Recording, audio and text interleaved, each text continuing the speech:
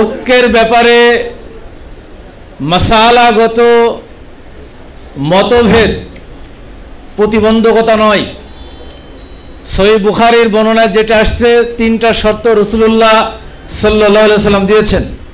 মান সাল্লা সালাতানা ওয়াস্তাকবালাল কিবলাতানা ওয়া আকালা যাবিহাতানা ফাযালিকাল মুসলিম আল্লাযী লাহু জিম্মাতুল্লাহি ওয়া জিম্মাতু রাসূলিহি। যে আমাদের মতো নামাজ পড়ে আমাদের কেবলাকে কেবলা মানে আমাদের জবেহ করা পশুর গোশত যিনি খান তিনি হচ্ছেন মুসলিম। আল্লাহ এবং আল্লাহ রসুলের পক্ষ থেকে তার জন্য নিরাপত্তার ব্যবস্থা করা হয়েছে। তাহলে এর চাইতে ঐক্যের মানদণ্ড আর কি হতে পারে? আল্লাহ রাব্বুল আলামিন কোরআনুল কারীমের মধ্যে সূরা আলে ইমরানের 64 নম্বর আয়াতে স্বয়ং আল্লাহ রাব্বুল আলামিন তার রসুলকে উদ্দেশ্য করে বলছেন, আহলে কিতাবদের সাথে ঐক্য হওয়ার জন্য 3টা শর্ত দিয়েছেন আল্লাহ। কুল ইয়া আহলাল কিতাবি তাআলাউ ইলা কালিমাতিন সাওয়াইন বাইনানা ওয়া বাইনাকুম আল্লা না'বুদা ইল্লাল্লাহ ওয়া লা নুশরিকা বিহি শাইআন ওয়া লা ইয়াত্তাখিযা বা'দুনা বা'দান আরবাবাম মিন দুনিল্লাহ। এই 3টা শর্ত দিয়েছেন। এক, আল্লাহর ইবাদত করতে হবে, আল্লাহর সাথে কারোর শরীক করা যাবে, কাউকে শরীক স্থাপন করা যাবে না। আর আল্লাহ ছাড়া আর কাউকে অভিভাবক রূপে, ওলি রূপে, বন্ধু রূপে গ্রহণ করা যাবে না। এই 3টা শর্ত যদি আহলে কিতাবরা মানে, আল্লাহ রাব্বুল আলামিন বলছেন তাদেরকে তোমার ভাই বানিয়ে নাও, তাদের সাথে কোনো শত্রুতা আর পোষণ করার সুযোগ নেই। কাজে আমাদের দেশে আলিয়া কওমি নিয়ে যেই দ্বন্দ্ব আছে, মাসলাকগত যে দ্বন্দ্ব আছে, আমরা মনে করি আমরা সবাই এক আল্লাহর ইবাদত করি, আল্লাহ ছাড়া আর কারো ইবাদত আমরা করি না। মাসালাগত পার্থক্যের কারণে আজকে জাতি বিভক্ত করার মধ্যে কোনো কল্যাণ নাই। যেই বিজয় এসেছে আমরা মনে করি যদি বাংলাদেশের উলামায়ে কেরাম যদি ঐক্যবদ্ধ হতে পারে, বাংলাদেশের কোন জালেম আর বাংলা রাষ্ট্র ক্ষমতায় তার আসতে পারবে না ইনশাআল্লাহ। সর্বশেষ আমি একটি কথা বলে শেষ করব। আল্লাহ রাব্বুল আলামিন সূরা আনফালের 39 নম্বর আয়াতে আমাদের সকলকে উদ্দেশ্য করে বলেছেন, অকাতিলুহুম হাত্তা লা তাকুনা ফিতনা ওয়া ইয়াকুনা দ্বীনু কুল্লুহু লিল্লাহ। তোমরা তাদের বিরুদ্ধে লড়াই করো, কতলে অংশ নাও, জিহাদে অংশ নাও, যতক্ষণ না এই পৃথিবী থেকে ফিতনা দূরীভূত না হবে এবং দ্বীন আল্লাহর জন্য খালেস না হবে, অর্থাৎ আল্লাহর জমিনে আল্লাহর দ্বীন যতক্ষণ কায়েম না হবে ততক্ষণ পর্যন্ত তোমরা ঐক্যবদ্ধভাবে এই শক্তির বিরুদ্ধে তোমরা লড়াই করো। আল্লামা ইকবাল রহমতুল্লাহ আলাইহি তিনি এই আয়াতের কাব্যিক অনুবাদ করেছেন, যার বাংলা হচ্ছে, নহে সমাপ্ত কর্মমোদের অবসর কোথা বিশ্রামের উজ্জ্বল হয়ে ফোটেনি আজও সুবিমল জ্যোতি তৌহিদের।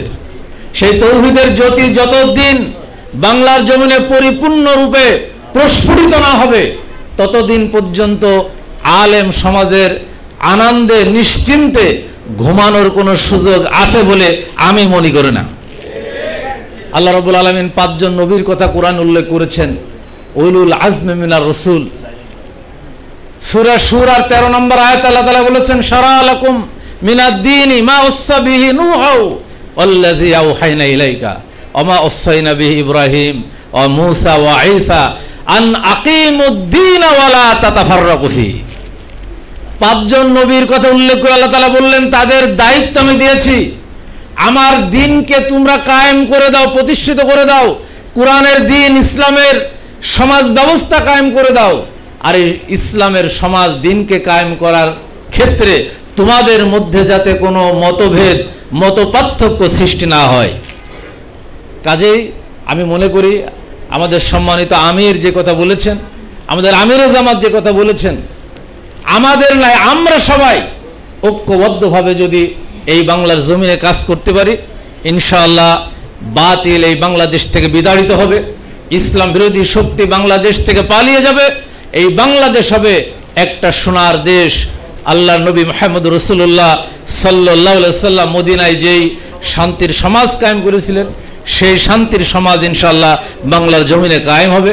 সেই দিন কায়েমে আপনাদের সকলের সহযোগিতা কামনা করে, আপনারা অনেক কষ্ট করে এসেছেন আমাদের ডাকে সাড়া দিয়ে, এজন্য মুবারকবাদ জানিয়ে বাংলাদেশ জামাত ইসলামীর জন্য দোয়া আছে, আপনাদের সকলের জন্য প্রাণ ভরে দোয়া করে আজকের আলোচনা আমি এখানে শেষ করছি। আসসালামু আলাইকুম ওয়া রাহমাতুল্লাহি ওয়া বারাকাতুহু। সম্মানিত ওলামা ইকরাম, এ পর্যায়ে ধন্যবাদ জ্ঞাপন করছেন আজকের এই সমাবেশের সম্মানিত সভাপতি, সাবেক ছাত্র নেতা, ইসলামী ছাত্র শিবিরের সাবেক কেন্দ্রীয় সভাপতি জনাব মাওলানা ইয়াসিন আরাফাত। এরপরে আমরা দোয়া এবং মোনাজাতের মাধ্যমে আমাদের অনুষ্ঠান আনুষ্ঠানিকভাবে শেষ হবে ইনশাআল্লাহ।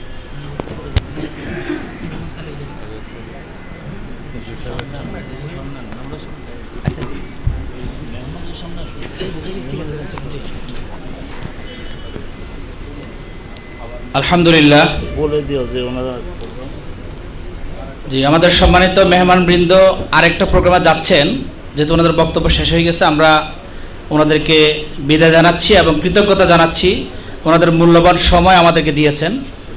শুক্রিয়া, জাজাকুমুল্লাহ। ডক্টর কামরুল ইসলাম সাইদ আনসারি, পীরজাদা, টেকেরহাট দরবার শরীফ, জনাব আনমর রশিদ আহমেদ, বিশিষ্ট ইসলামিক স্কলার জনাব, এবং আমার জেলখানার সাথী, একসাথেই জেলখানায় অনেকদিন আমরা ছিলাম, জনাব ডক্টর মাওলানা হাবিবুর রহমান ভাই। আমরা ওনাদেরকে আন্তরিকভাবে কৃতজ্ঞতা জানাচ্ছি, শুকরিয়া জানাচ্ছি কষ্ট করে আমাদেরকে সময় দেওয়ার জন্য। আপনি একটু সামনে আসেন, তিনজন আলেম একদম সামনে আসেন। সম্মানিত ওলামায়ে কেরাম, ইতিমধ্যে আমাদের মেহমানবৃন্দ বক্তব্য রেখেছেন। আমরা বৈষম্য বিরোধী আন্দোলনে যারা শাহাদাত বরণ করেছেন, সর্বশেষ তাদের জন্য দোয়া করব। বাইরে যেহেতু বৃষ্টি হচ্ছে, একটু দোয়ায় শরীক হওয়ার জন্য আপনাদেরকে অনুরোধ করছি। আমরা আসলে কৃতজ্ঞতার ভাষা জানানোর আমাদের সুযোগ নেই। আপনারা অনেক কষ্ট করে সম্মানিত মোহতামিম বৃন্দ, খতিব বৃন্দ, ইমাম সাহেব বৃন্দ, মুফাসসির, ওয়াইজিন, বিভিন্ন মাদ্রাসার গুরুত্বপূর্ণ শিক্ষক, প্রিন্সিপাল, ভাইস প্রিন্সিপাল সহ অনেকেই আমাদের সংক্ষিপ্ত ডাকে সাড়া দিয়েছেন। এজন্য আমরা আন্তরিকভাবে আপনাদেরকে মোবারকবাদ জানাচ্ছি, শুকরিয়া জানাচ্ছি। তার পাশাপাশি আমাদের এই আয়োজনটি যদি আরও একটু ভালো হলরমে হতে পারত, আপ্যায়নে যদি আমরা একটু ভালো মানে দিতে পারতাম, তাহলে অবশ্যই ভালো হতো। এজন্য আমরা দুঃখ প্রকাশ করছি। দাওয়াত দেওয়ার ক্ষেত্রে আসলে সংক্ষিপ্ত সময়ে, স্বল্প সময়ে সিদ্ধান্ত হওয়ার কারণে আমরা যদি আমন্ত্রণপত্র তৈরি করে দাওয়াত দিতে পারতাম, তাহলে আপনাদের সম্মানের সাথে সঙ্গতিপূর্ণ হতো। এজন্য আমরা দুঃখ প্রকাশ করছি যে আমরা যথাযথ প্রক্রিয়ায় স্বল্প সময়ের কারণে দিতে পারিনি। আমাদের এই প্রোগ্রামের সিদ্ধান্ত হওয়ার পর আপনারা জানেন, কুমিল্লা, ফেনী, নোয়াখালী সহ অনেক জেলায় বন্যা হয়েছে। আমার নিজের জেলা কুমিল্লা, নাঙ্গলকোটে বাড়ি। আমি বন্যার্ত মানুষের পাশে দাঁড়ানোর জন্য এলাকায় চলে গিয়েছিলাম। সেই জন্য প্রস্তুতিতে আমাদের কিছু ঘাটতি হয়েছে।